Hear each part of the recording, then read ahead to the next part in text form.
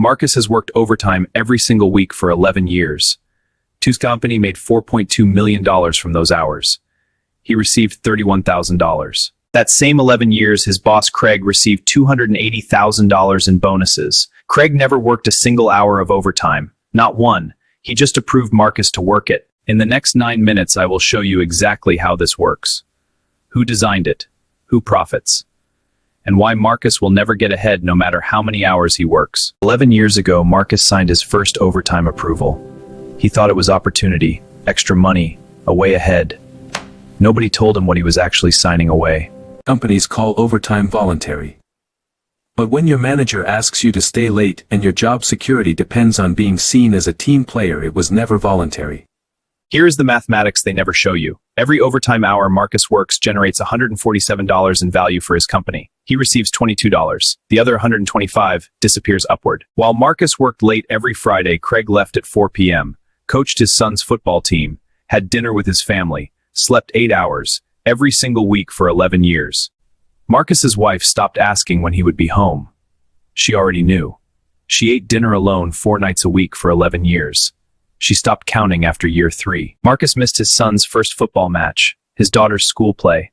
47 birthdays combined between his 2 kids. He was always at work, always adding value for someone else. What nobody tells you about overtime: it pushes you into a higher tax bracket. Marcus paid 32% tax on every overtime dollar. His regular hours were taxed at 22%. For every $100 Marcus earned in overtime, he kept $68 after tax. For every $100 Craig earned in bonuses from Marcus overtime, he kept $85. In year 8, Marcus started getting chest pains. His doctor said chronic stress and sleep deprivation.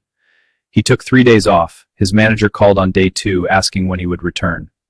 Working over 55 hours weekly increases stroke risk by 33%, heart attack risk by 13%, depression risk by 66%. The year Marcus had his chest pains, his company announced record profits. Craig presented the results to the board. He received a standing ovation and another bonus. Marcus ate lunch at his desk 3 days a week to finish early enough to beat traffic. He never beat the traffic. He just started working earlier. The hours never stopped growing. In 1986, corporations discovered overtime was 40% cheaper than hiring new staff. No benefits, no pension contributions, no health care. Just pay time and a half and work one person twice as hard. The calculation was simple. One employee working 60 hours costs less than 2 employees working 40 hours each. So they stopped hiring and started demanding and called it opportunity. Marcus received outstanding performance reviews every single year.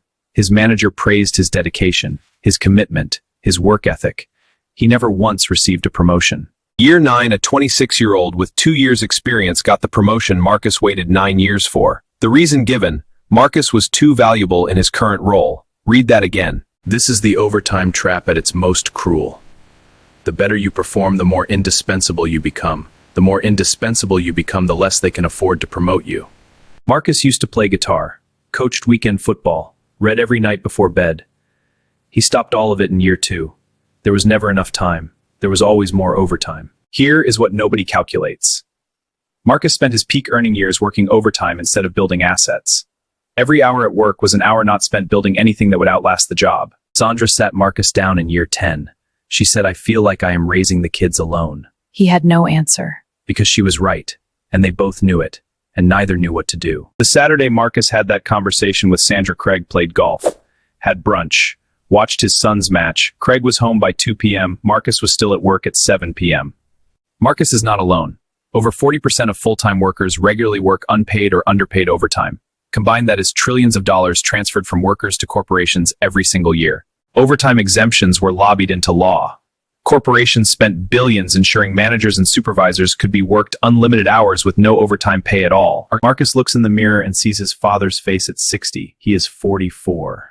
His doctor said his biological age is closer to 52. 11 years of overtime aged him almost a decade. Same company, same years. Craig is planning early retirement at 58. Marcus cannot afford to retire at 65. One man gave his time his family. The other just said yes to overtime requests. Last March, Marcus received an email. The company was restructuring. His position was redundant. 11 years, 2,847 overtime hours, gone in 47 words on a Monday morning email. Craig signed the redundancy paperwork.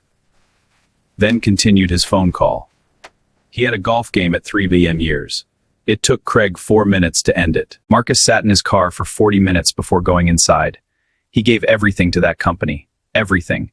And he did not know how to tell Sandra, or his kids, or himself. Marcus received the legal minimum severance, $14,000 for 11 years. His unpaid overtime value calculated at market rate was $340,000, legally, by design. Marcus was not alone. 23 other long-term employees received the same email that same week.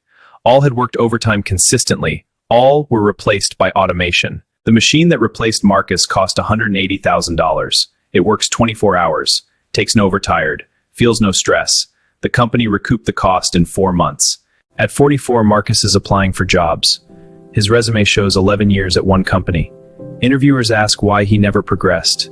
He does not know how to answer that without crying. 67% of chronic overtime workers report severe burnout. 54% report damaged family relationships. 41% report health deterioration, has reported this in their annual results. Marcus sat his son down last week.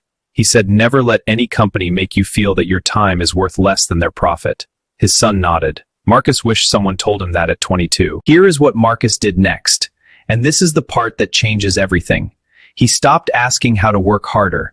He started asking who was actually profiting from his hours. Every hour has a value. The question is never how many hours you work.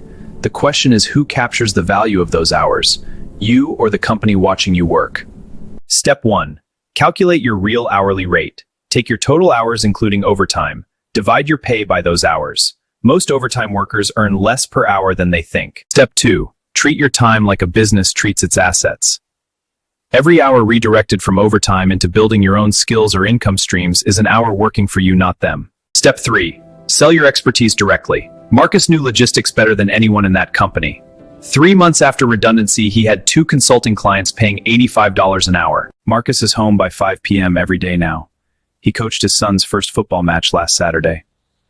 Sandra said it was the first time in years she felt like he was actually present. Marcus now earns more in 6 hours consulting than he earned in 12 hours of overtime. Same knowledge, same expertise, different owner of the value. Him, not Craig. Never Craig again. If you have given years of overtime and feel no further ahead, you are not lazy or ungrateful. You are feeding a machine that was designed to consume your time and return as little as possible. The overtime lie was never about rewarding your effort. It was about extracting your value at the lowest possible cost. See that clearly. Your time is the only asset you cannot replace. Every week, we expose one system designed to extract your value and return as little as possible. Subscribe now, because knowing the system is the first step to beating it. Marcus still works hard, but every hour now builds something that belongs to him. Not Craig, not the company, him. Your time is the only thing they cannot manufacture. Stop giving it away.